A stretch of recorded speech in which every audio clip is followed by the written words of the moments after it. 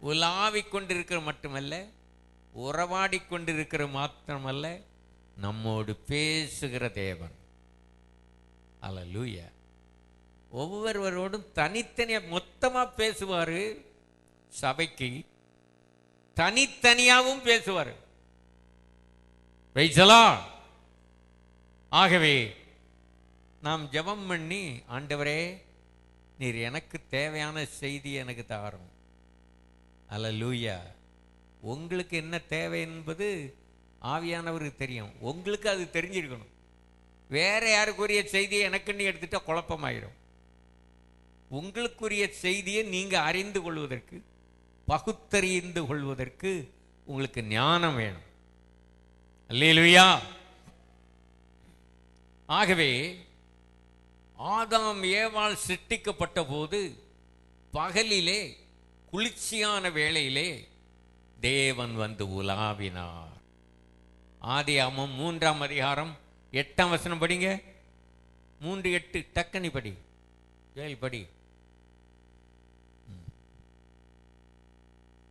பகலில் குளிர்ச்சியான வேளையிலே தோட்டத்தில் உலாவுகிற தேவனாகிய கர்த்தருடைய சத்தத்தை அவர்கள் கேட்டார்கள்.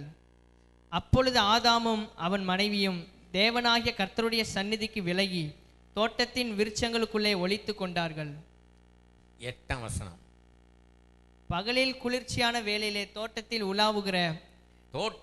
உலாவுகிற தேவனாகிய கர்த்தருடைய சத்தத்தை அவர்கள் கேட்டார்கள். தேவனாகிய கர்த்தருடைய சத்தத்தை அவர்கள் கேட்டார்கள். அல்லேலூயா. பாருங்க, மனுஷனை உண்டாக்கி வச்சுக்கிட்டு அவர் காணாதவர் போல எங்கே இருக்கல. சரி, எப்படியா பிழைச்சிடுவான், எல்லாம் தான் நம்ம கொடுத்துருக்கோமே என்று அவர் கவனிக்கிறார். பாருங்க, இந்த ஆதாம் ஏவாளை அவருடைய சாயல்யாக்கம் உண்டாக்கி வைத்திருக்கிறார். இவன் எப்படி இருக்கிறான், என்ன பேசுறான், என்ன ரெண்டு பேரும் செய்யறாங்க, இதை ரொம்ப கவனமா பார்க்கிறாரு. பார்த்துக்கிட்டு பரலோகத்தில் இருக்கல, எங்க வந்துட்டாரு? தோட்டத்தில். தோட்டம் என்பது தேவனுடைய சபை. அன்னைக்கு 2 பேர் இருந்தாங்க, இன்றைக்கு இவ்வளவு பேர் இருக்கிறோம். அல்லேலூயா. உலாவிக்கிட்டு இருக்கிறாரு.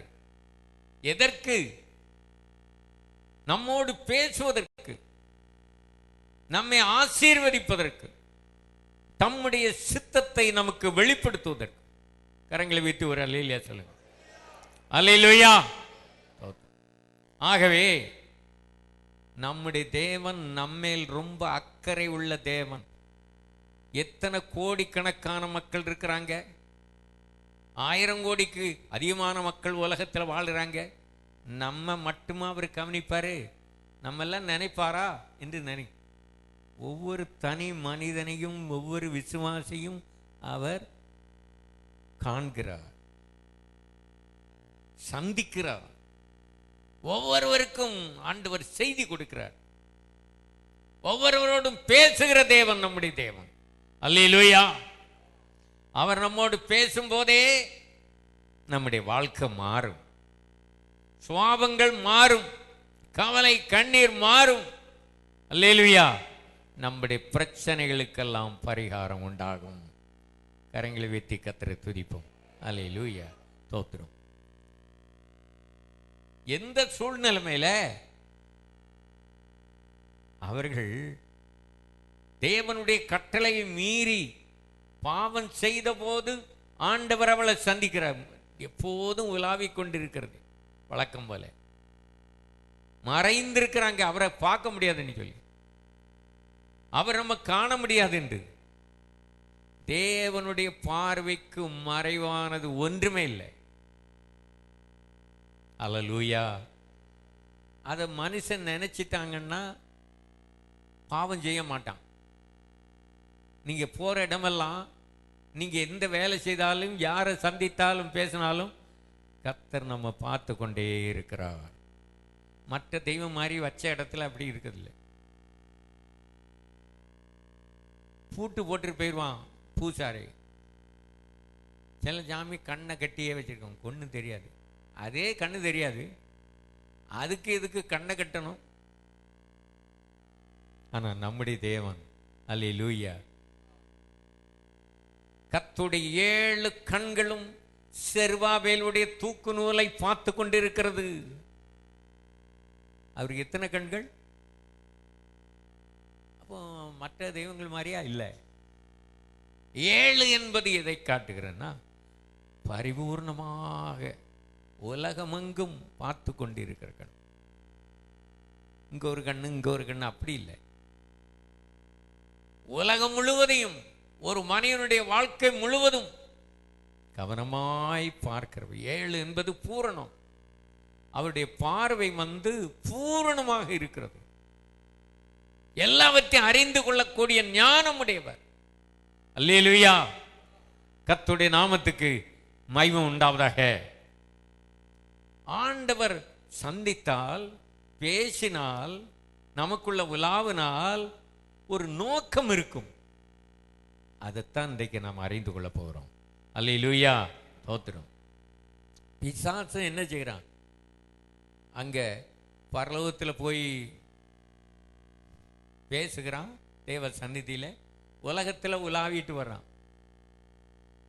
யோபுவை ஒரு நீதிமான் என்று கண்டபோது ஆண்டவரும் அவன் மேல கவனமாக இருக்கிறார், கண்களை வைத்திருக்கிறார். பிசாசு என்ன செய்யறான்? யோபு, அவன் எங்க இருந்து வராப்பான்னு கேட்டா பிசாசு என்ன சொல்றான்? சாத்தான் என்ன சொல்றான்? நான் பூமி எங்கும் சுற்றி உலாவிக் கொண்டு வருகிறேன். பாருங்க, நீ எங்க இருந்து வரா?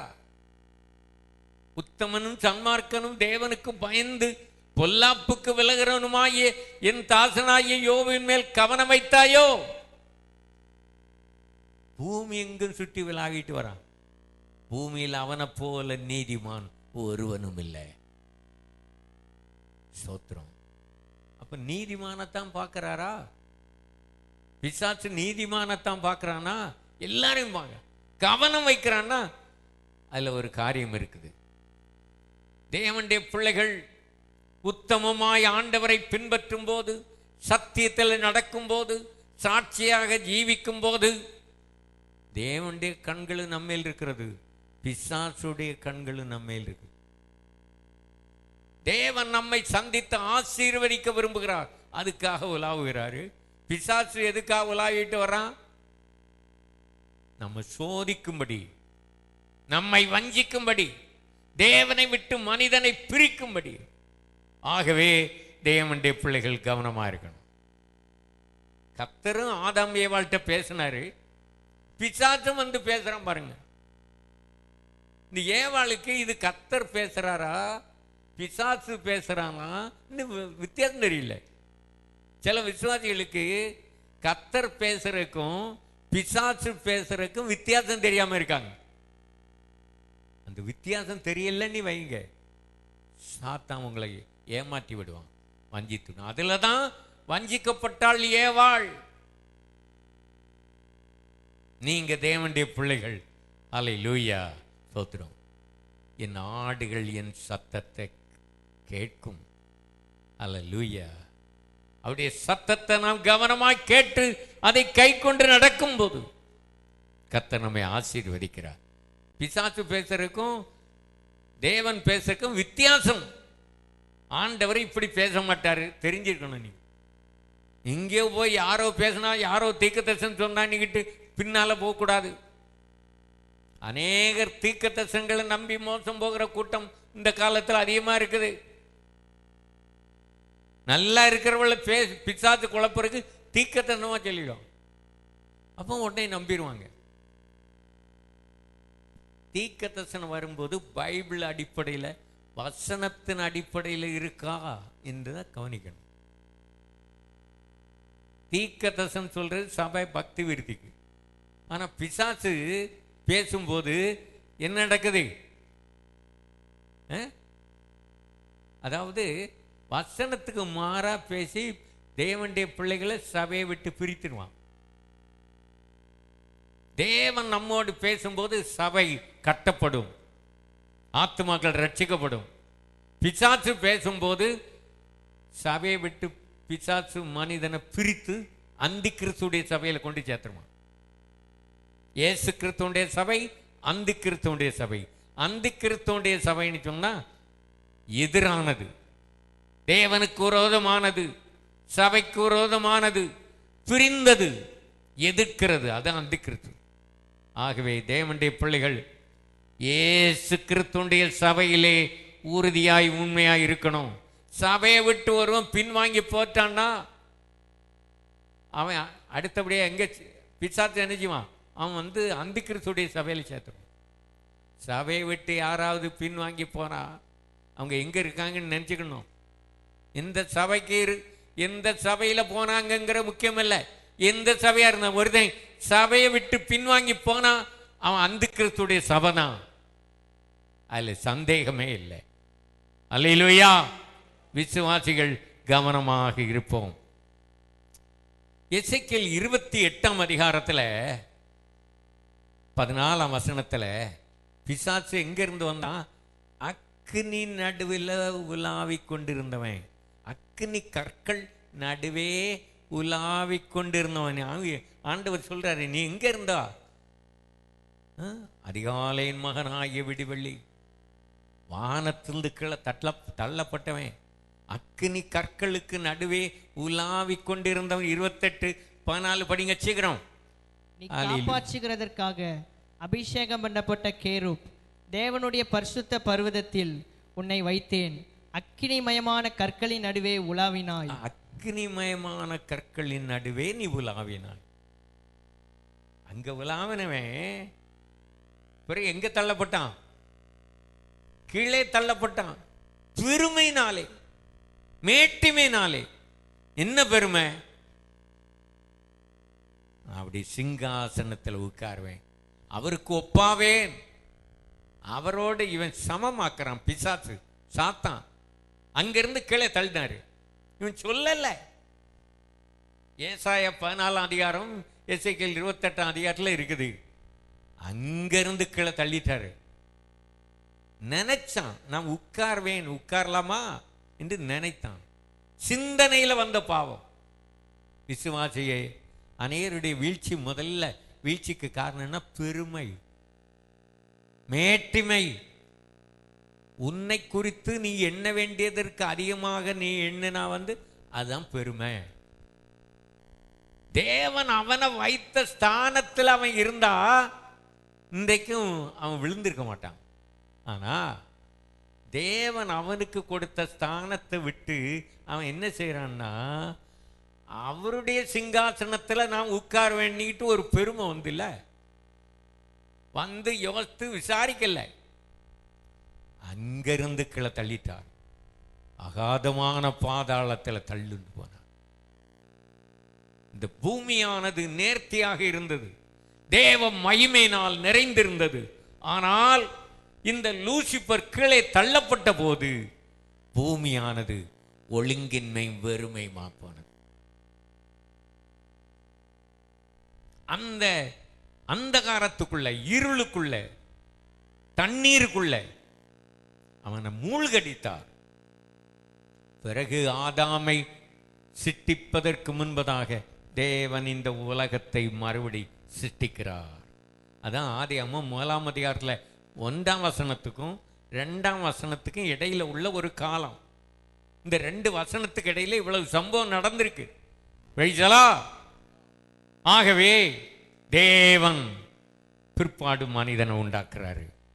தேவ தூதர்கள் விழுந்து போன போது தள்ளப்பட்ட தூதர்களை அவர் நம்பி விடாதபடி அந்த ஸ்தானத்திலே தேவனை ஆராதிக்கும்படியாகத்தான் மனிதனை உண்டாக்கினார். அல்லேலூயா, ஸ்தோத்திரம். நம்மை அந்த ஸ்தானத்தில் எதுக்காக வைத்திருக்கிறாரு? எதுக்காக வைத்திருக்க? அப்படி தேவனை துதித்து பாடி தேவனுக்கு ஆராதனை செய்யணும். அல்லேலூயா. தேவனை ஆராதித்துக் கொண்டிருந்த லூசிபருடைய கூட்டம் மேட்டிமேனாலே கீழே தள்ளப்பட்டது. அந்த இடத்திலே தேவனை ஆராதிக்கும்படியாக நம்மை தெரிந்து கொண்டார். ஆபிரகாமுடைய சந்ததியாகிய நம்மை விழுந்து போன தூதர்களுக்கு கைவிடாதபடி அவர்களுக்கு ரட்சிப்பு கிடையாது. ஏன்னா விழக்கூடாத நிலைமையிலே தேவன் அவனை சிட்டித்தார். தேவதூதர்கள் பாவம் செய்ய வேண்டிய அவசியம் இல்லை, பாவம் செய்ய முடியாது. ஏன்னா அவளுக்கு இந்த மாம்சம் ரத்தம் கிடையாது, மகிமையின் சரீரம் இல்ல, ஆவியின் உலகத்தில் இருந்தாங்க. அவர்கள் விழுந்து போக வேண்டிய அவசியம் இல்லை, ஆனால் அவர்கள் விழுந்து போனாங்க. அதனால தான் அவர்களுக்கு ரட்சிப்பு இல்லை, விழ வேண்டிய அவசியம் இல்லை. மனிதன் அப்படி இல்லை, மாம்சம் ரத்தம் இருக்கு, விழுந்து போகலாம், விழுந்து போகாம இருக்கலாம், பாவம் செய்யலாம், பாவம் செய்யாம இருக்கலாம். ஆனா ஆதாம் என்ன செய்தான்? பாவம் செய்தான். தேவனுக்கும் மனிதனுக்கும் உள்ள உறவு துண்டிக்கப்பட்டு, தேவன் மனிதனை சந்திக்க முடியல, பேச முடியல. அல்லேலூயா. மறுபடி நாம் வேதத்தை வாசிக்கிற வேளையிலே அல்லேலூயா, ஆபேலை கர்த்தர் தெரிந்து கொண்டார். ஆபேலை தெரிந்து கொண்டு போய் அவன்கிட்ட பேசிட்டு இருக்காரு, இல்லை அவரை தம்மை வெளிப்படுத்திக்கிட்டு இருக்காரு. மூத்தவன் யாரு? காயன். அவனுக்கு பொறாமை வந்தது. முதல்ல வந்த பாவம் பெருமை. விசுவாசிகளே, உங்களுக்குள்ள ஒரு பெருமை வந்துடுனாலே போச்சு எல்லாமே.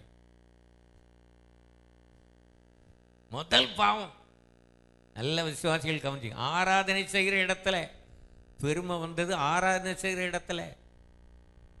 ஆகவே விசுவாசிகள் ஆராதனை செய்யும் போது நம்ம தாழ்த்தணும், நம்ம தாழ்த்தணும்.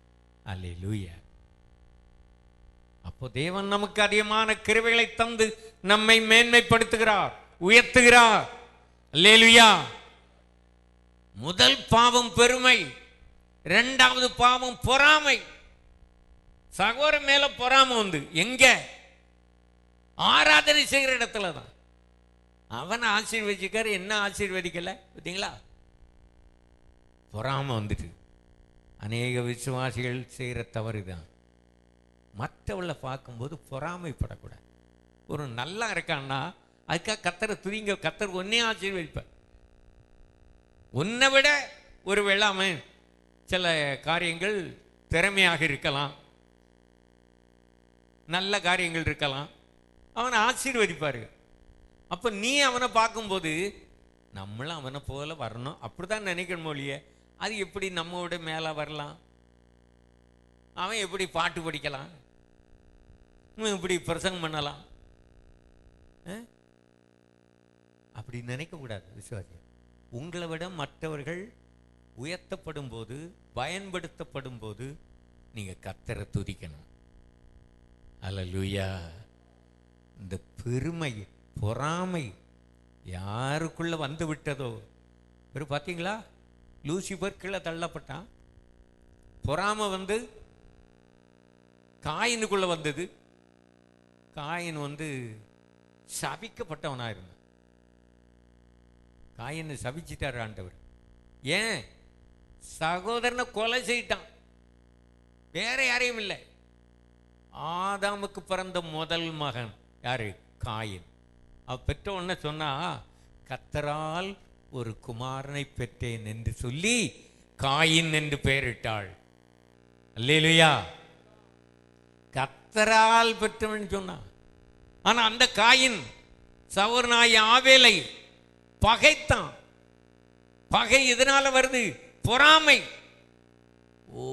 ஒவ்வொருவருக்குள்ளும் இந்த பொறாமை வராதபடி நம்ம காத்துக்கொள்ளும்.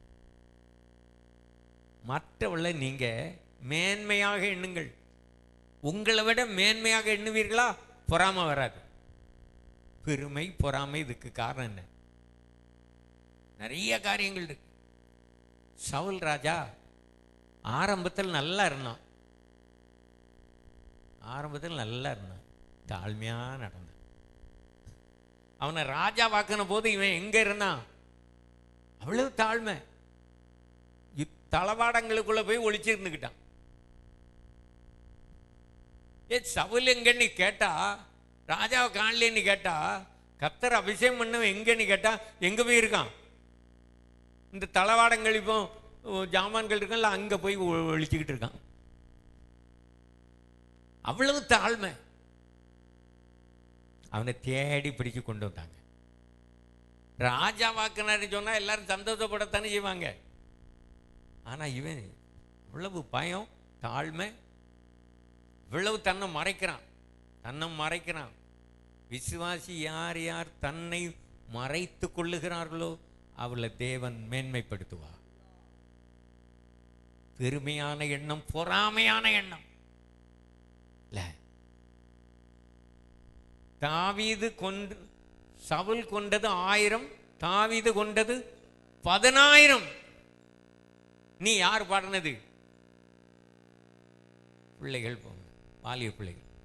நம்ம பிள்ளைகள் பாடுற பாட்டு இந்த வில்லு பாட்டு படிச்ச மாதிரி இருக்கு, புதுசா இருக்கு, பரவாயில்ல. இந்த ராகமும் நமக்கு தெரியாது, அது தப்பா சரியான்னு யாரும் கண்டுபிடிக்கவே முடியாது. உங்களுக்கு யாருக்காவது தெரியுதா? அவங்க பாடிய பாட்டு புதுசா இருக்கு, எல்லாம் ராகமும் புதுசு, பாட்டும் புதுசு, கருத்து எல்லாமே புதுசா இருக்கு. அது ஒரு வகை நல்லதுதான் இருக்கு. கர்த்தருக்கு ஸ்தோத்திரம். அந்த ஸ்திரீகள் பாடின போது எப்படி பாடிட்டாங்க? சரியாத்தான் பாடினாங்க, ஆனால் அந்த இடத்துல அது தேவையில்லாமல் இருந்து. சவுல் கொண்டது 1000, தாவீது கொண்டது, ராஜாவுக்கு முன்னால் அப்படி படிக்கலாமா? அங்கே உடனே யுத்தமாக நடந்து இல்லை, அப்படி ஒரு பாட்டு படிக்கிட்டாங்க. அது வரைக்கும் நல்லா இருந்தான் பாருங்க, அது வரைக்கும் நல்லா இருந்தான். இப்போ அவனுக்கு என்ன வந்து, ஓஹோ எனக்கு 1000. அந்த ஸ்திரீகளை கண்டிக்கல, அவர்களை ஒன்றும் சொல்லல. இவன் வந்து உடனே தாவீத, ஓ எனக்கு 1000 அவனுக்கு 10,000மா, சரி இனி அவனை ராஜாவாக்கிடுவான் கும்பலுக்கு இருக்க செய்து, அதனால அவனை காலி பண்ணிடணும் இல்ல. மற்றவர்களை கர்த்தர் ஆசீர்வதிக்கும் போது அது சந்தோஷப்படு, உன்னை ஆசீர்வதிப்பார்.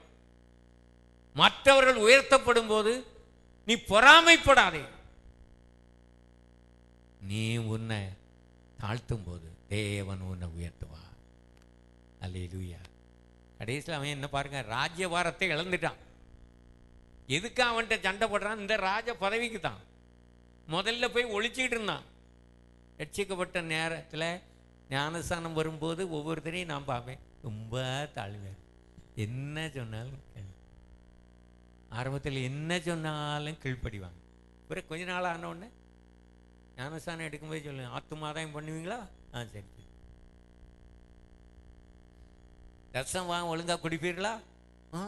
ஒழுங்கா கொடுத்துருவேன், எழுதி வேணாலும் தாரேன். சரி, பிறகு சபை கூடியில் விடாமல் இருப்பீங்களா? ஒழுங்கா சபைக்கு வரீங்களா? சரியான நேரத்துக்கு வரீங்களா? 9:30 9க்கு வரீங்களா? அதெல்லாம் வந்துடுவேன். பிறகு வர வர 9:45 10 10:15 10:30 10:45 11 பிறகு வீட்டிலேருந்து வாமா, மழை வந்த மாதிரி இருக்குல்ல, சரி போட்டு வராது. சரியான நேரம் வரும் வரைக்கும் ஆண்டவர் சும்மா இருக்கு. அது பிறகு டைம் ஓவர் ஆச்சுன்னா மழையை விட்டு சோதிப்பார். நீ அது பிறகு வராண்டான்னு தான், நீ இன்னும் புறப்படல, வரல, இனி அங்கே போய் என்ன செய்ய போற? உனக்கு மழை வருது பாரு. பிறகு கேட்டா மழை வந்துட்டு. மழை எதுக்கு வந்து? நீ வராண்டான்னு சொல்லிட்டான். நீ குறிப்பிட்ட நேரத்தில் வரல, புறப்படல, வாஞ்ச இல்லை, பக்தி இல்லை, நீ புறப்பட்டு வந்து என்ன ஆக போதுங்க? ஆகையினால்தான் மழை வந்து அந்த நேரம் முடிஞ்ச, குறிப்பிட்ட நேரம் முடிஞ்சு 10:30 பிறகு மழை பெய்து. ஒரு சோதனை.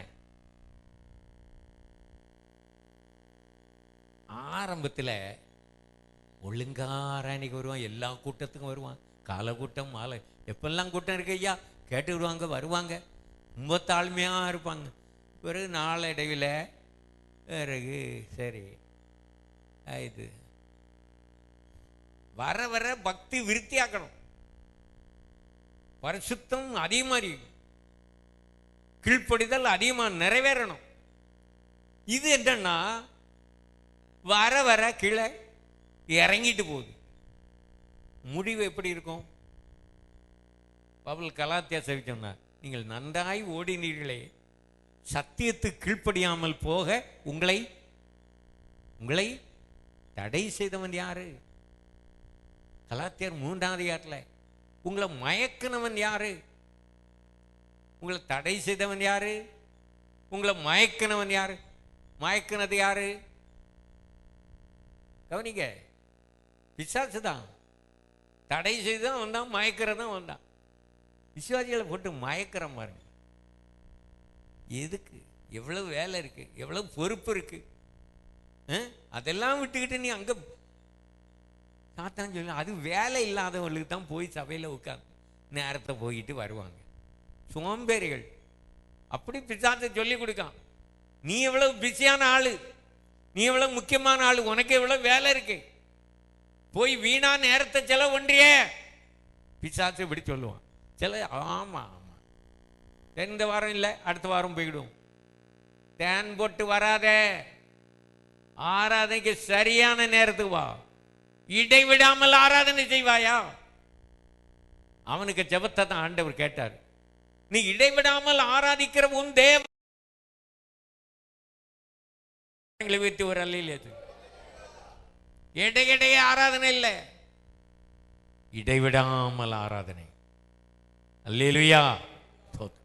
அப்பதான் நமக்குள்ள வந்து உலாவுகிறார். இல்லைன்னா வந்துட்டு பார்த்துட்டு போயிடுவார். எப்போது நமக்குள்ளே வாசம் பண்ணும், நம்மோடு உலாவணும். அல்லேலூயா. கர்த்தருடைய சித்தம் செய்யணும். அல்லேலூயா. அவருடைய வசனத்துக்கு கட்டுப்பட்ட ஒரு வாழ்க்கை வாழ வேண்டும். அல்லேலூயா. சோத்திரம். இவன் தாவீது இப்போ சவுல் பெருமையினால விழுந்தான். இப்போ தாவீது என்ன செய்யறான்? கர்த்தர் இவனை உயர்த்திட்டாரு, ஆசீர்வதிச்சிருக்காரு. இப்போ இவன் என்ன செய்ய ஆரம்பிச்சிட்டான்? யுத்தம் பண்ண போக வேண்டியவன் யுத்தம் பண்ணாம நல்லா தூங்கிக்கிட்டு சாயங்கால வேளையில் மாடியில் உப்பரிகையில் அப்படியே உலாவுறான். எங்க உலாவுறான்? உப்பரிகையில் உலாவுறான். உப்பரிகையில் உலாவிட்டு அவன் யுத்தம் பண்ண வேண்டியவன், யுத்த வீரன், ராஜா, இவன் தான் நடத்தணும். ஆனா அங்க போய் இவன் தூங்கிட்டு, இவன் சரியா ஜெபம் பண்ணாம, இவன் பிரசன்னத்தை இழந்து மேலே போய் அப்படியே என்ன செய்யறான்? பார்த்துட்டு இருக்கான். பார்த்தபோது பட்சபாலை பார்க்குறான். சோதனை எப்படி வருது? நீ தேவனை விட்டு விலகி ஜெபம் பண்ணாம, ஆராதனைக்கு வராம, ஊழியமே செய்யாம, நேரத்தை வீணாக்கி விட்டு உன்னுடைய விருப்பப்படி தேவனுடைய சித்தத்துக்கு மாறாக நீ செய்தால், நேரத்தை செலவழித்தால், ஏதோ ஒரு வேலையை செய்தா அங்க உனக்கு சோதனை வருது. தேவ சித்தத்தின்படி நீ ஜீவிக்கும் போது உனக்கு சோதனை வந்தால் அந்த சோதனையிலிருந்து தப்புவதற்கு தேவன் ஒரு வழியை உண்டு பண்ணுவார். ஆனால் தேவனுடைய சித்தத்துக்கு மாறாக நீ காரியங்களை செய்யும் போது, ஒரு இடத்துக்கு போகும்போது, ஒரு வேலையை செய்யும் போது உனக்கு சோதனை வந்தால் அந்த சோதனையை நீ ஜெயிக்க முடியாது, உனக்கு அதுக்கு வேண்டிய கிருபை கிடைக்காது. இதுல தான் தாவீது விழுந்தவன். உப்பரிகை தேவனோடு உலாவிக் கொண்டிருக்க வேண்டியவன், தேவன் உன்னோடு உலாவும்படியாக உன்னை காத்து கொண்டிருக்கிறார். அதிகாலை வேளையிலே ஆதாம் ஏவாளை வந்து சந்தித்தது போல உன்னை சந்திக்கிறார். உன்னோடு பேசும்படியாக, தம்மை வெளிப்படுத்தும்படி, தம்முடைய சித்தத்தை வெளிப்படுத்தும்படி, அவருடைய வல்லமையை உன் வாழ்க்கையில வெளிப்படுத்தும்படி அதிகாலையில் வந்து என்ன செய்கிறா? அதிகாலையில ஜெபிக்கிறாயா? அதிகாலையில குளிர்ச்சியான வேளையிலே ஆதாமை தேடி வருகிறார். அல்லேலூயா. எவ்வளவு வேலைகள் இருந்தாலும் ஆண்டவருக்கு நீ முதலிடம் கொடுப்பாயா? இருதயத்தில் அவரை முன்பாக வைத்திருப்பாயா? அல்லேலூயா. உன்மேல் கரிசனையாக இருக்கிறார், உன்மேல் நோக்கமாக இருக்கு. கர்த்தருடைய கண்கள் நீதிமான்கள் மேல் நோக்கமாக இருக்கிறது. கவனமாக இரு. அல்லேலூயா. கர்த்தருடைய நாமத்துக்கு மகிமை உண்டாவதாக. அதனால அவன் செய்ய வேண்டிய காரியத்தை செய்யாம தவறி விட்டபடினால விழுந்து போனா எவ்வளவு பாதிப்பு ஏற்பட்டது. ஒரு விசுவாசி தவறு பண்ணும்போது, தேவனுடைய சித்தத்தை விட்டு விலகும் போது, தேவனுக்கு விரோதமான ஒரு பாவத்தை செய்யும் போது எவ்வளவு பாதிப்பு உனக்கு வருது, உன் குடும்பத்துக்கு எவ்வளவு பாதிப்பு வருது. புருஷன் தவறு செய்யும் போது மனைவியை பாதிக்கிறது, மனைவி பாவம் செய்யும் போது புருஷன் பிள்ளைகளை பாதிக்கிறது, ஒரு விசுவாசி தவறு செய்யும் போது சபையை பாதிக்கிறது. ஆகவேதான் தேவனுடைய பிள்ளைகள் ரொம்ப கவனமா இருக்கணும். ஒரு தவறு செய்தா அது யாரும் இவங்க எங்க இருக்காங்க, யாரு இவங்க, இவங்க எந்த சபைக்கு போறாங்க அப்படி கேட்பாங்க. அப்போ சபை பேரையும் சொல்லுவாங்க, சபைக்கு பாதிப்பு ஏற்படுது. ஆத்துமாக்கள் ரட்சிக்கப்படணும், சபைக்கு ஏராளமான ஆத்துமாக்கள் வர வேண்டுமானால் விசுவாசிகள் இருக்கிற இடத்துல சாட்சியாய் இருக்கணும், உண்மையாய் இருக்கணும், உத்தமமாய் இருக்கணும், சத்தியத்தில் நடக்க வேண்டும். அல்லேலூயா. ஒரு விசுவாசி தவறு செய்தா சபை முழுவதையும் பாதிக்கிறது. அப்ப எவ்வளவு கவனமா இருக்கணும் நீங்க. ஆண்டவருடைய நாமம் தூஷிக்கப்படுது, இன்னார் இப்படி பண்ணிட்டான், அன்னார் இப்படி பண்ணிட்டான். இதை நீங்க மனதில் வைத்து கண்ணும் கருத்துமாக இருக்கணும். அல்லேலூயா. கர்த்தர் உங்களோடு இருக்கிறார், உங்களுக்குள்ளே வாசம் பண்ணக்கூடிய தேவன், உங்களுக்குள்ள உலாவி உங்களை வழி நடத்தக்கூடிய தேவன் என்பதை நீங்கள் அறிந்திருக்க வேண்டும். அல்லேலூயா. ஸ்தோத்திரம். சாத்ராக்கு மேசாக்கு ஆபேத்நேகோ அந்த பொற்சிலையை வணங்க வேண்டும் என்று சொன்ன போது, அல்லேலூயா, எல்லாரும் வணக்கம் போடுறாங்க. ராஜா நிறுத்தின பொற்சிலை ஒரு வணக்கம் போடுற என்ன எல்லாரும் வணங்குறாங்க. பொற்சிலை வணங்குவாங்க, சில பொண்ணை தான் மேன்மைப்படுத்துறாங்க.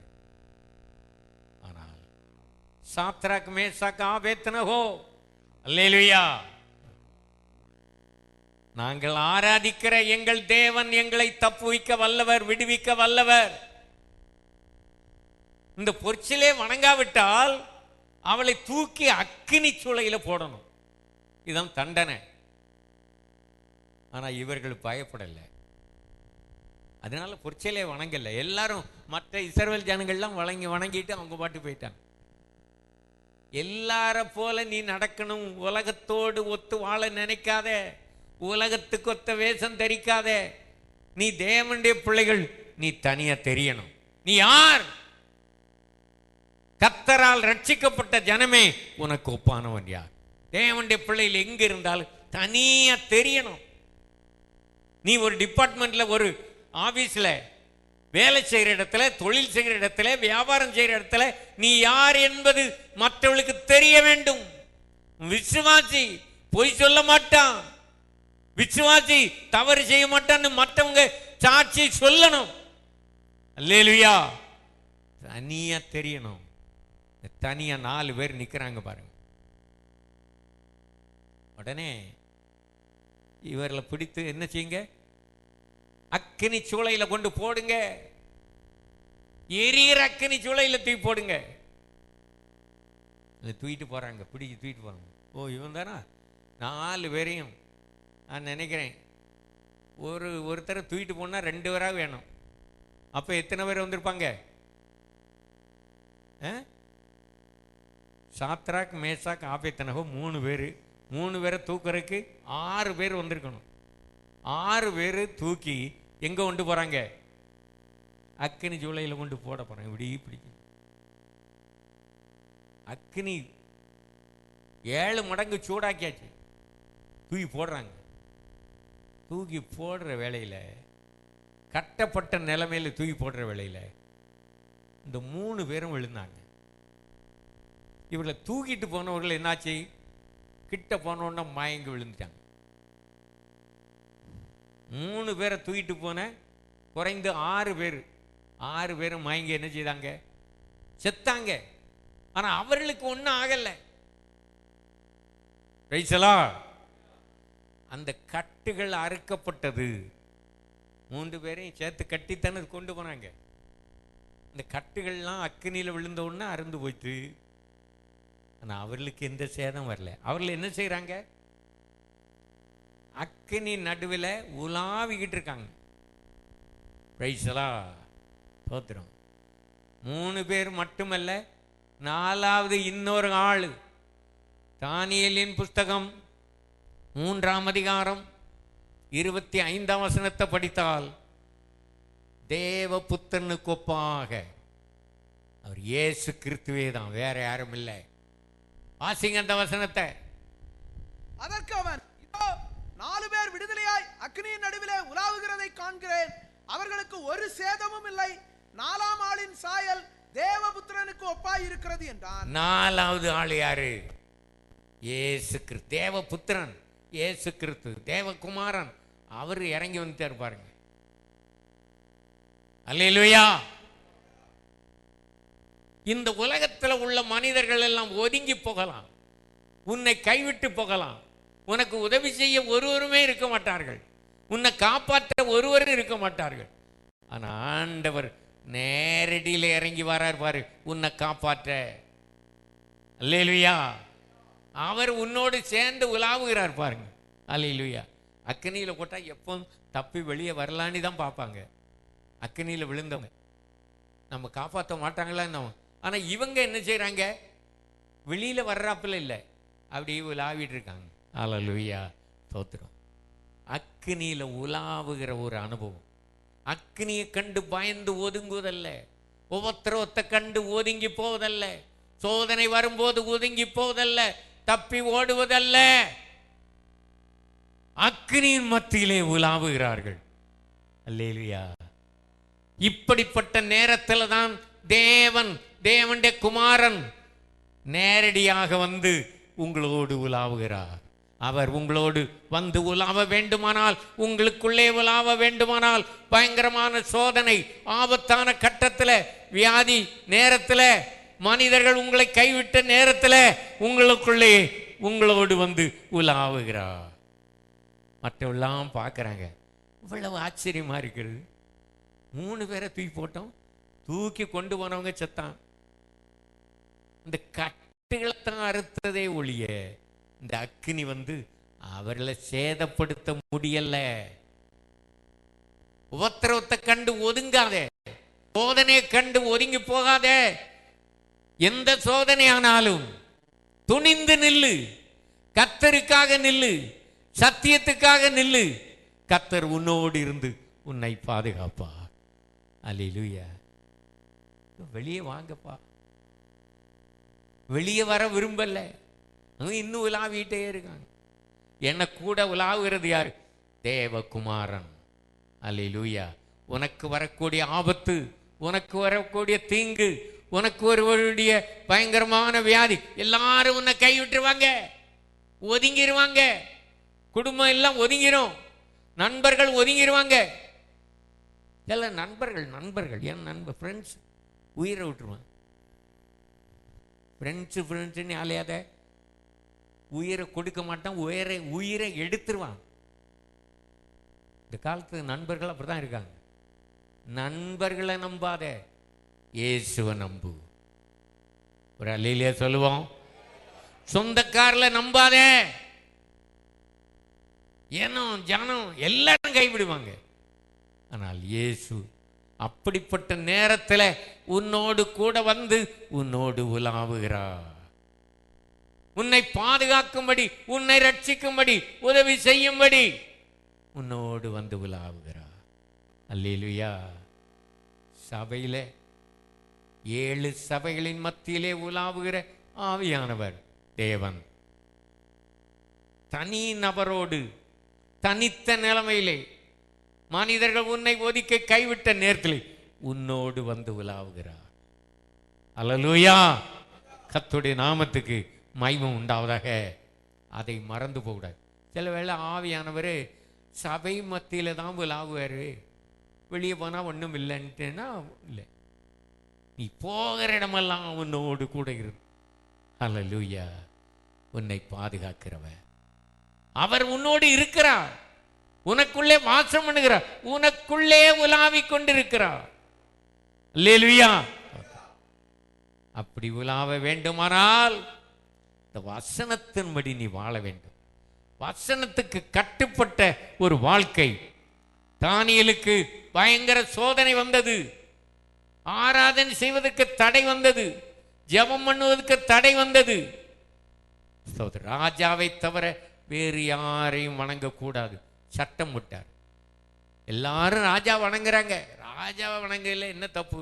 வணங்கிட்டாங்க. ஆனா தானியேல் தேவனை மட்டும் வணங்குறான், அவரை நோக்கி ஜெபம் பண்றான். ஜெபத்தை விடல, ஆராதனை விடல.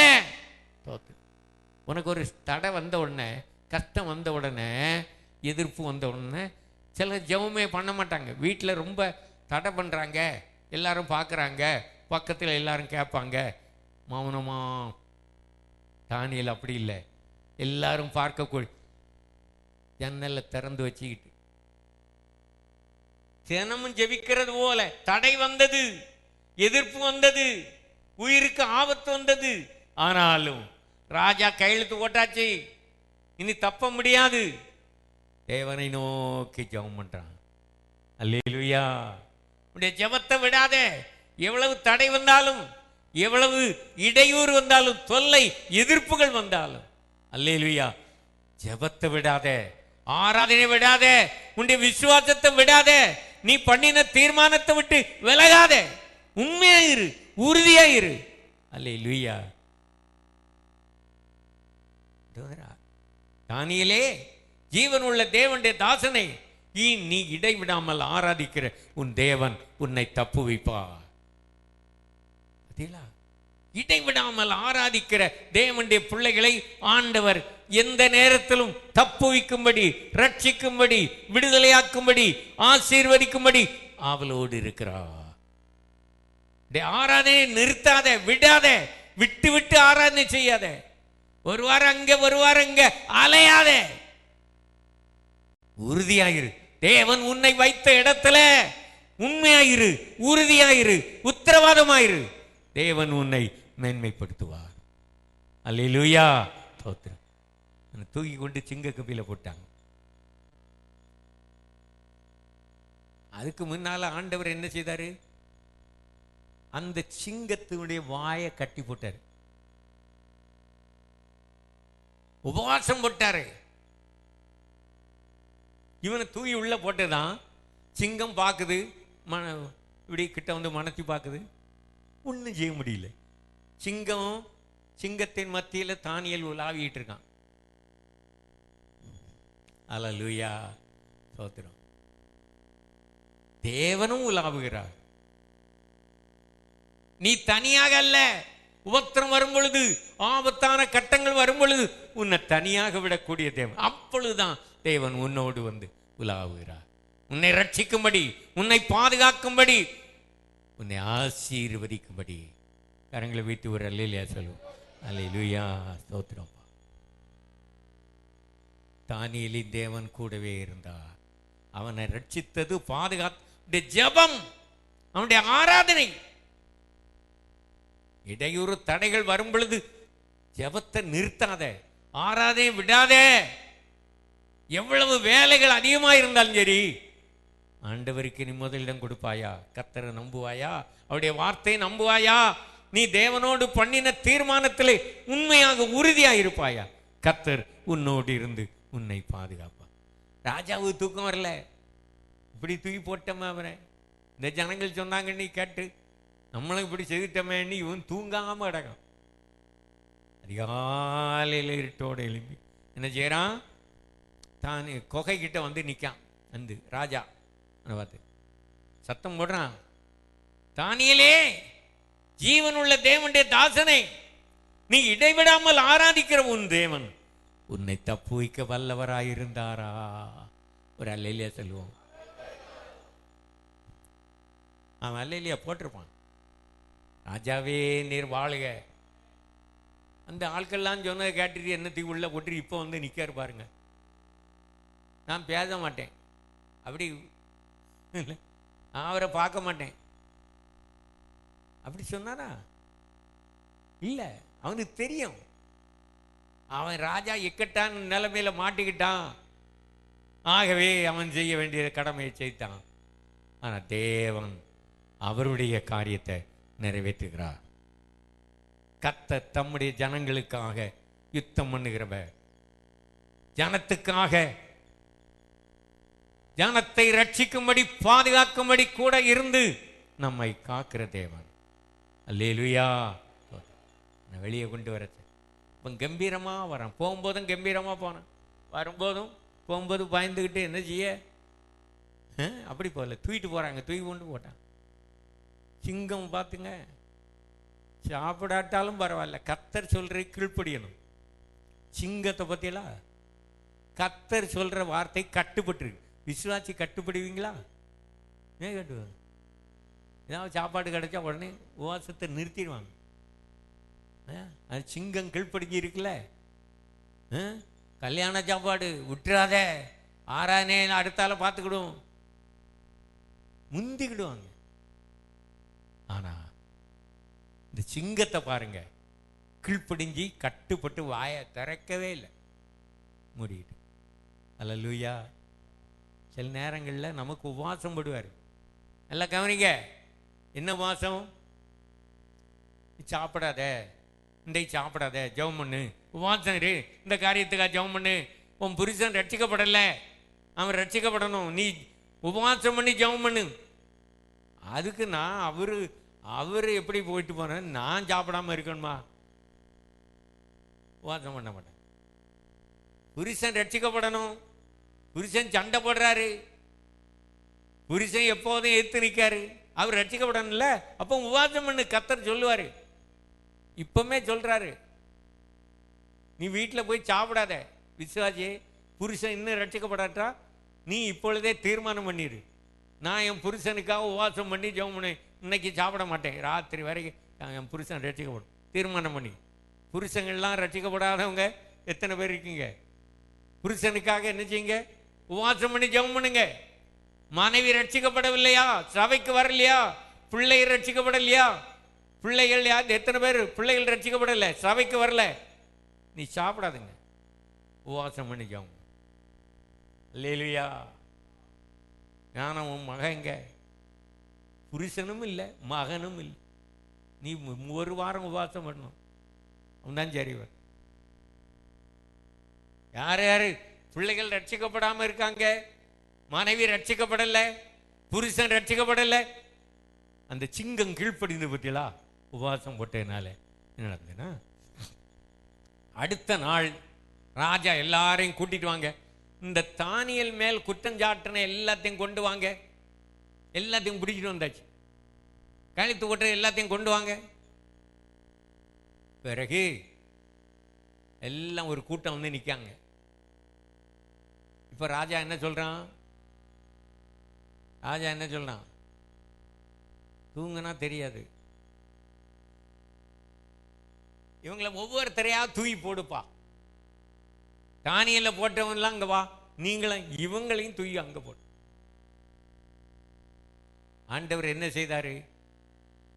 சிங்கத்தை பார்த்து சொல்றாரு, சிங்கங்கள் உங்களுக்கு உபவாசம் முடிந்தது, உங்கள் உபவாசத்துக்கு பதில் வந்திருக்கு, அதனால இப்போ நீங்க சாப்பிடலாம். தூக்கி ஒவ்வொருத்தரையா தூக்கி சிங்க கவியில் போட்டா சிங்கம் பார்த்துக்கிட்டு இருக்குமா? அது வரைக்கும் வாயை மூடிக்கிட்டு இருந்த சிங்கம் வர வர தூக்கி ஒவ்வொருத்தரையா என்ன செய்யுது? எலும்புகளை நுறுக்கி சாப்பிட்டது. அது எலும்புன்னா ரொம்ப பிடிக்கும் சிங்கத்துக்கு. ஆகவே எலும்பெல்லாம் நொறுக்கி கீழே விழாம பிடிச்சி நல்லா சாப்பிடாருங்களா. ஆண்டவர் தம்முடைய பிள்ளைகளுக்கு விரோதமாக கிரியை செய்கிறவளை தப்ப விட மாட்டாரு. நல்லா கவனிச்சுக்கிடுங்க. சபைக்கு விரோதமாக கிரியை செய்கிறவள் தப்ப முடியாது. தேவனுக்கு விரோதமாக கிரியை செய்கிறவள், தேவனுடைய பிள்ளைகளுக்கு விரோதமாக கிரியை செய்கிறவள் தப்ப முடியாது. அதெல்லாம் தேவன் பார்த்துக் கொள்வார், நீங்க கவலைப்பட வேண்டாம். அல்லேலூயா. ஒவ்வொருவரையும் தூக்கி அங்க போட்ட நம்முடைய தேவன் நீதி உள்ள தேவன். நீதிய பொறுமை உள்ளவராயிருந்து நியாயம் செய்யாமல் இருப்பாரோ?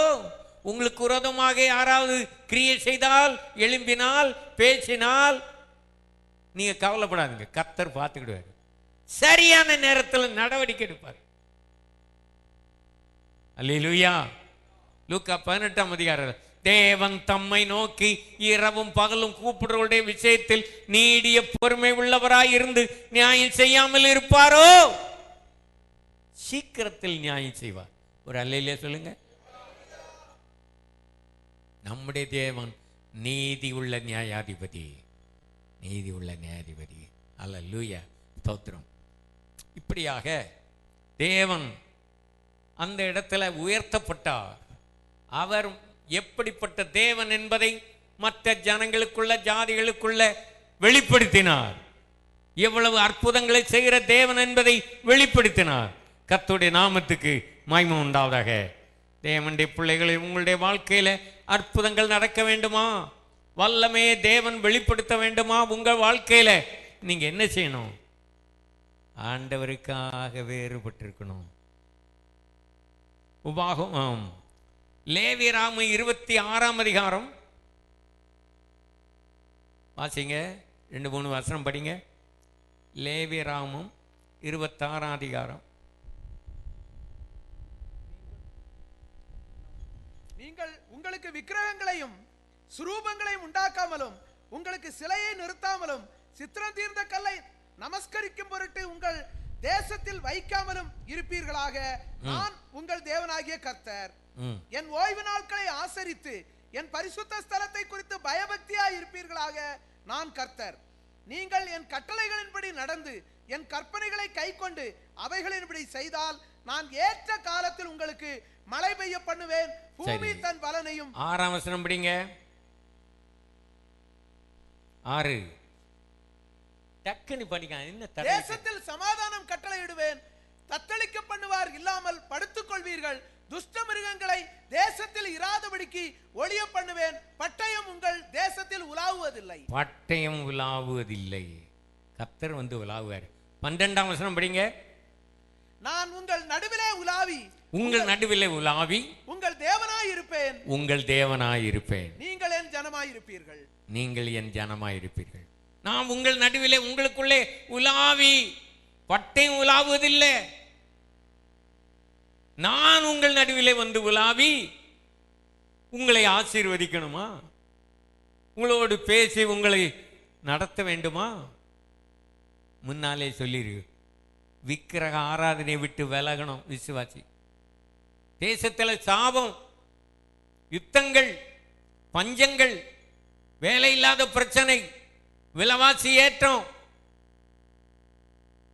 எல்லாம் அது இல்லை இது இல்லை. காரணம் என்ன? விக்கிரக ஆராதனை. விக்கிரக ஆராதனை செய்ய, விக்கிரகத்தை சேவிக்காத, நமஸ்கரிக்க, உண்டாக்கவே வேண்டாம். அதனாலதான் பஞ்சம், மழை பெய்யாம இருக்கும். இப்பதான் மழை பெய்திருக்கு. எவ்வளவு காலம் மழை பெய்யல, எவ்வளவு ஜனங்களுக்குள்ள ஏமாற்றம். இப்போ குடி தண்ணீர் சரியா கிடைக்காது. மழை பெய்தாலும் குடிக்கிற தண்ணி கிடைக்காது. இப்படிப்பட்ட பாதிப்புகள் ஏன் வருகிறது? யுத்தங்கள், பஞ்சங்கள் ஏன் வருகிறது? விக்கிரக ஆராதனை. விக்கிரக ஆராதனை செய்கிற இடங்கள்ல எந்த இடத்துலையும் இந்த பாதிப்பு இருக்கும், வறட்சி இருக்கும். ஆகவே விக்கிரகங்களை நீங்கள் சேவிக்க கூடாது. ஏற்ற காலத்தில் உங்களுக்கு மழையை பண்ணுவேன், மழையை பெய்ய பண்ணுவேன். அல்லேலூயா. விசுவாசிகளுக்கு இந்த மழை மட்டுமில்ல, ஆவியின் மழை உங்கள் மேல் வந்து பெய்ய வேண்டுமானால், ஆசீர்வாதமான மழை பெய்ய வேண்டுமானால், நீங்கள் விக்கிரகத்தை ஆராதனை செய்யாமல் இருக்கலாம். ஆனால் உங்களுக்குள்ள இருக்கிற விக்கிரகத்தை விட்டு நீங்க விலகணும். விக்கிரகத்துக்கும் தேவனுடைய பிள்ளைகளுக்கும் என்னல்ல? 2 கொரிந்தியர் 6ஆம் அதிகாரம் 14ஆம் வசனம் படிங்க. 6:14 இருந்து படிங்க சீக்கிரம். அந்நிய நுகத்திலே அவிசுவாசிகளுடன் பிணைக்கப்படாதிருப்பீர்களாக. நீதிக்கும் அநீதிக்கும் சம்பந்தம் ஏது? ஒளிக்கும் இருளுக்கும் ஐக்கியம் ஏது? கிறிஸ்துவுக்கும் பேலியாளுக்கும் இசைவேது? அவிசுவாசியருடைய விசுவாசிக்கு பங்கேது? தேவனுடைய ஆலயத்துக்கும் விக்கிரகங்களுக்கும் சம்பந்தம் ஏது? தேவனுடைய ஆலயத்துக்கும் விக்கிரகத்துக்கும் சம்பந்தம் இல்லை. நான் அவர்களுக்குள்ளே வாசம் பண்ணி, அவர்களுக்குள்ளே வாசம் பண்ணி, அவர்களுக்குள்ளே உலாவி, உலாவி அவர்கள் தேவனாயிருப்பேன், அவர்கள் தேவனாயிருப்பேன், அவர்கள் என் ஜனமாயிருப்பார்கள், அவர்கள் என் ஜனமாயிருப்பார்கள். எப்பொழுது நமக்குள்ளே வந்து உலாவி வாசம் பண்ணுகிறார், பேசுகிறார், ஆசீர்வதிக்கிறார், அற்புதம் செய்கிறார் என்றால், ஹல்லேலூயா, அந்நிய நுகத்தில் பிணைக்கப்படாதே. ஹல்லேலூயா. அவிசுவாசிகளோடு இணைக்கப்படாதே. விக்கிர ஆராதனை செயலோடு கலந்திருக்காதே. ஹல்லேலூயா. எப்ராயிம் விக்கிரகத்தோடு இணைந்து இருக்கிறான், அவனை போக விடு. விக்கிர ஆராதனை செய்யற இடத்துல விசுவாசி வேறுபட்டு இருக்கணும். உங்க குடும்பத்தில் விக்கிர ஆராதனை செய்யறவங்க இருப்பாங்க, ஆனால் நீங்கள் அதிலிருந்து வேறுபட்டு இருக்கணும். அவளை ஆதாயம் பண்ணணும். அல்லேலூயா. அவளோட அட்ஜஸ்ட் பண்ணிட்டு இருக்க கூடாது. விக்கிரங்களுக்கு படைத்ததை புசிக்காத. விக்கிர ஆராதனை செய்யற இடத்துல, சிங்காசனம் போட்டிருக்க இடத்துல நீ குடியிருக்காத. தேவனுடைய பிள்ளையே, நீ வேறுபட்டு வா. விசுவாசியே, வசனத்தின்படி நில்லு. வசனத்துக்கு மாறாக, சத்தியத்துக்கு மாறாக நடக்கிறவளை அவிசுவாசிகளோடு கலந்திருக்காத, உறவாடாத, ஐக்கியம் கொள்ளாத, சம்பந்தம் கலக்காத. நீ வேறுபட்டு வந்தால் நான் அவர்களுக்குள்ளே வாசம் பண்ணி அவளோடு உலாவி அவர்கள் தேவனாக இருப்பேன். அல்லேலூயா. சில விசுவாசிகள் விக்கிர ஆராயனை விட்டாலும் விக்கிரகமும் விட மாட்டேங்குது. இந்த யாக்கோபு மாமனார் வீட்டில் போய் ஆடு மேய்த்து கடைசியில் அங்கிருந்து புறப்படுறான். அப்போ அவனுடைய மனைவிமார் ராகேல், லேயாள், இவங்க 2 பேரும் புறப்படுவாங்க. ராகேல் என்ன செய்யிட்டான்னா, தகப்பனுடைய விக்கிரகத்தில் ஒன்றை எடுத்து என்ன செய்யிட்டான், வயலில் வச்சுக்கிட்டான், மறைச்சி வச்சுக்கிட்டான். தகப்பனுக்கும் தெரியாது, புருஷனுக்கும் தெரியாது. ஒருத்தன் பாகல் நீர் இதை மட்டும் கொண்டுட்டே வந்துட்டான். விசுவாசிகள் விக்கிர ஆராதனை விட்டு வெளியே வந்தாலும் சில இதை பதுக்கி வச்சுக்கிட்டு இருக்காங்க, மறைச்சி வச்சுக்கிட்டு, விசுவாசியோட ஒட்டிக்கிட்டு இருக்குது. அங்கதான் இப்போ விக்கிரகம் என்னன்னு தெரியுதா? அல்லேலூயா. பொருள் ஆசையாகிய விக்கிரகம். என்னது? நான் என்ன நகையா போட்டிருக்கேன், எக்ஸ்ட்ரா ஃபிட்டிங் ஒன்றும் கிடையாது.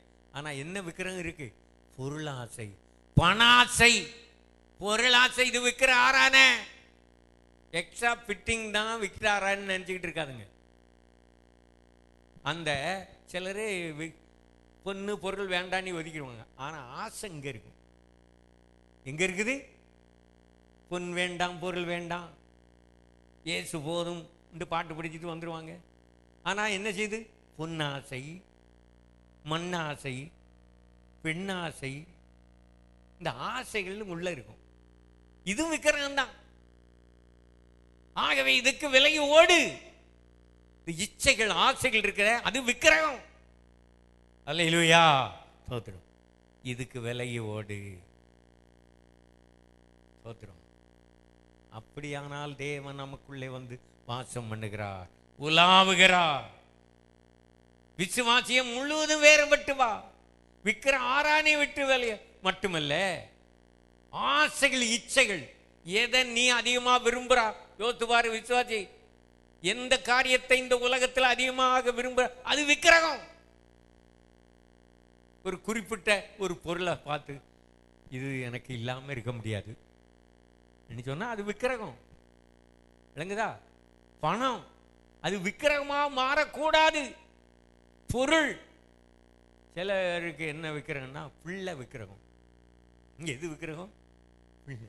அப்ப அப்புறம் பார்த்தீங்கன்னா பலிபீடத்தில் வையப்பா, நீ பிள்ளைய நீ அதிகமாக நேசித்தியன்னா சில பிள்ளையால ஆராதனைக்கு வர முடியாது. ஆண்டவரை கனப்படுத்த மாட்டாங்க. பிள்ளை பிள்ளை பிள்ளை, ஒரே பிள்ளை. விக்கிர ஆராதனை பண்ணாதே. புருஷன் புருஷன், நீ புருஷனுக்கு விக்கிர ஆராதனை பண்ணாதே. புருஷன் உன்னை காலி பண்ணிடுவான். மனைவி மனைவி என்று மனைவிக்கு விக்கிர ஆராதனை செய்யாத. பிள்ளை பிள்ளை, நீ ஏன் வரல? பிள்ளை பிள்ளைக்கு நல்ல இல்லாதான் இருந்தேன். சோத்திரம். பிள்ளைக்காக நீ விக்கிர ஆராதனை பண்ண. பிள்ளையே விக்கிரகமா இருக்கக்கூடாது. இந்த உலகத்தில் உள்ள எல்லாவற்றை காட்டிலும் கர்த்தரை அதிகமா நேசிப்பாயா? அங்கதான் வந்து உலாவுகிறாரு. வசனத்தின்படி நீ வாழ வேண்டும், ஆராதனை செய்யணும், ஊழியம் செய்யணும், தேவ சித்தம் செய்யணும். அவர்களுக்குள்ளே வந்து வாசம் பண்ணுகிறார், உலாவுகிறார். என்னிடத்தில் அன்பு கூர்ந்து என் பிரமாணங்களை கை கொள்ளுகிறவர்களுக்கு 1000 தலைமுறை மட்டும் இரக்கம் செய்கிறேன்.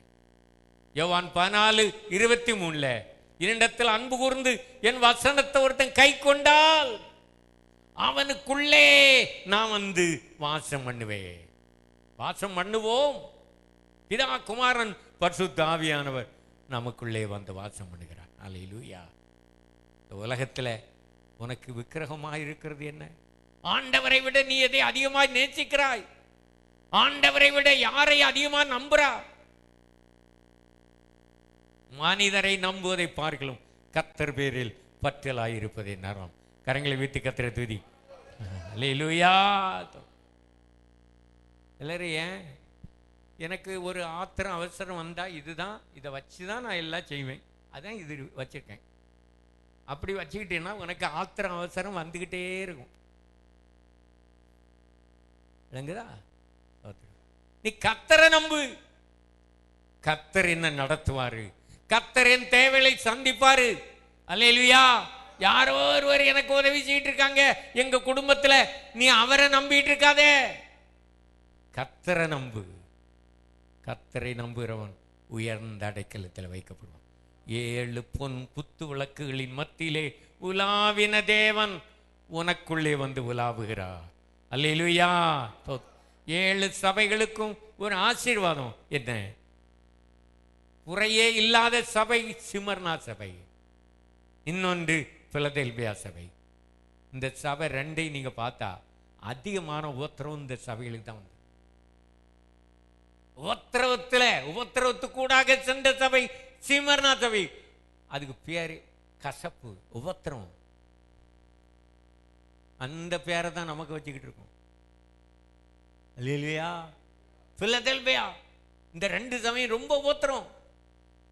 உபத்திரவத்துக்கூடாக செல்லுகள் தான் உண்மையான கிறிஸ்தவர்களாக இருப்பார்கள், உண்மையான விசுவாசியா இருப்பார்கள். உபத்திரவம் தான் உண்மையான கிறிஸ்தவனை உருவாக்குகிறது. உபத்திரம் வரும்பொழுதுதான் உண்மையான விசுவாசி யாருன்னு தெரியும். உபத்திரம் வரும்பொழுதுதான் உண்மையான சபை எது என்று தெரியும். உபத்திரம் வரும்பொழுதுதான் உண்மையான ஊழியன் யாருன்னு தெரியும். கரங்களை தட்டி தேவனை மகிமை. அல்லேலூயா. ஸ்தோத்திரம். ஆண்டவர் உபத்திரவத்துக்கூடாக நம்மை கொண்டு போகிறார். உபத்திரவப்பட்டது நல்லது. நம்முடைய பிரமாணங்களை நான் கற்றுக்கொண்டேன். அல்லேலூயா. நம்மை பரிசுத்தப்படுத்தும்படி, ஆவிக்குரிய வாழ்க்கையிலே நாம் வளரும்படி, அவரை போல் மாறும்படி, பூரணராகும்படி ஆண்டவர் உபத்திரவம் பாடுகளை அனுமதிக்கிறார். பிலதெல்பியா சபைக்கு சொன்னார், கொஞ்சம் பலம் இருந்தும் என் நாமத்தை மறுதலிக்காமல் வாசனத்தை கை கொண்டபடினால் உனக்கு திறந்த வாசலை வைப்பே. அல்லேலூயா. கரங்களை வைத்து கர்த்தரை துதிப்போம். அல்லேலூயா. ஜெயங்கொள்ளுகிறவன் எவனோ அவனை என்னோட சிங்காசனத்தில் உட்காருவேன். லவோதிகா சபைக்கு, ஒவ்வொரு சபைக்கும் உபத்திரம் சோதனை வந்த போது அவர்கள் உண்மையாக இருந்தார்களா, சத்தியத்தில் நடந்தார்களா, அதைத்தான் கர்த்தர் பார்க்கிறார். உண்மை உள்ள சாட்சி. அந்திப்பா கொல்லப்பட்டான் பெர்கமு சபையில. அல்லேலூயா. சிமர்னா சபைக்கு ஆண்டவர் கொடுத்த செய்தி, மரண பரியந்த நீ உண்மையாயிரு, அப்பொழுது உனக்கு ஜீவ கிரீடத்தை தருவேன். கரங்களை வைத்து நம்ம எல்லாரும் எழுமின்று கர்த்தரை துதிப்போம். மரண பரியந்த உண்மையாயிரு. நீ கற்றுக்கொண்ட உபதேசத்தில் உண்மையாயிரு, நீ எடுத்த தீர்மானத்தில் உண்மையாயிரு, நீ பண்ணின பொருத்தனைகள்ல உண்மையாயிரு. அல்லேலூயா. கர்த்தர் உன்னை மேன்மைப்படுத்துவார், ஜீவ கிரீடத்தை தருவார். அல்லேலூயா. ஸ்தோத்திரம், ஸ்தோத்திரம், ஸ்தோத்திரம், ஸ்தோத்திரம். அல்லேலூயா. உனக்கு கொஞ்சம் பலந்தா இருந்தது, ஆனாலும் என் நாமத்தை நீ மறுதலிக்காம